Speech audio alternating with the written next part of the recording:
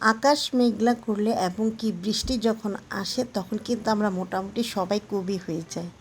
কত রকমের মনে যে রাঙা দিয়ে যায়। হ্যালো ভিউয়ার্স, আসসালামু আলাইকুম, welcome back to my another video of versatile Rumi. আশা করি আল্লাহর রহমতে সবাই ভালো আছেন।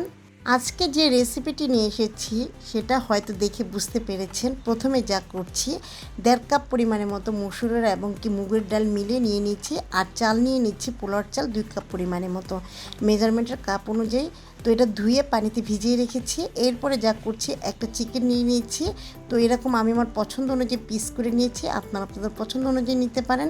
এরপরে 1 টেবিল চামচ পরিমাণ মতো আদা এবং রসুন 2 টেবিল চামচ পরিমাণ মতো দিয়েছি, মানে আদা আর রসুন মিলে 2 টেবিল চামচ। এরপরে 1 চা চামচের মতো মরিচের গুঁড়া, 1 চা চামচের মতো হলুদের গুঁড়া, 1.5 চা চামচের মতো ধনিয়া গুঁড়া, 1 চা চামচের মতো জিরা গুঁড়া এবং কি টক দই দিয়ে দিয়েছি 3 টেবিল চামচ পরিমাণের মতো, দিয়ে একটু ভালোভাবে মিশিয়ে নিচ্ছি। এরপরে দিয়ে দিচ্ছি 1.5 চা চামচের মতো লবণ এবং কি 1 চা চামচের মতো গরম মশলার গুঁড়া।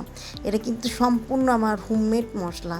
এরপরে খুব ভালোভাবে মিশিয়ে নিচ্ছি।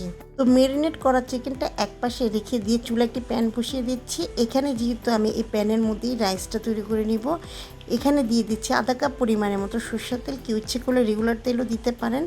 এরপর আমি চিকেনগুলো ফ্রাই করে নিচ্ছি। এই তেলের মধ্যে আমার পুরোটা রান্না হয়ে যাবে। আজকে যে খিচুড়িটি রান্না করব, আপনি ইচ্ছে করলে আসলে ঈদেও কিন্তু এটি পরিবেশন করতে পারেন।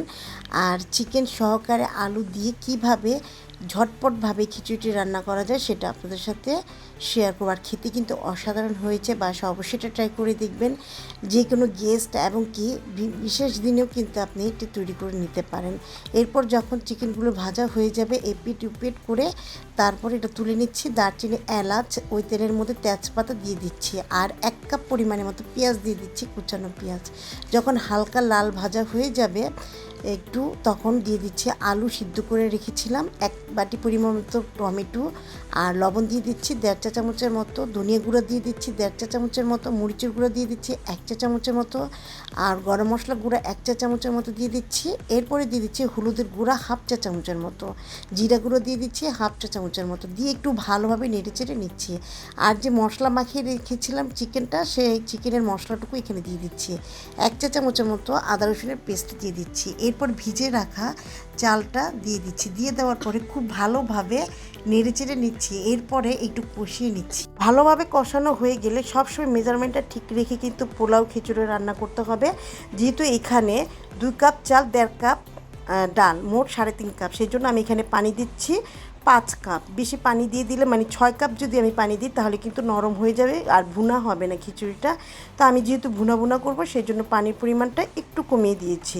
একটু টেকনিক খাটালেই কিন্তু আপনারা পেরে যাবেন, একদম সোজা রান্নাটা। পানি দেওয়ার পরে ঢাকনাটা ঢেকে দিয়েছিলাম। পানিটা যখন শুকিয়ে আসবে তখন ভেজে রাখা চিকেনটা দিয়ে দিচ্ছি। দিয়ে দেওয়ার পরে এপিট উপিট করে খুব ভালোভাবে নেড়ে চেড়ে দমে রেখে দিব 20 মিনিটের মতো। ঢাকনার মধ্যে যে ছিদ্রটা রয়েছে সেটা বন্ধ করে দিয়েছি।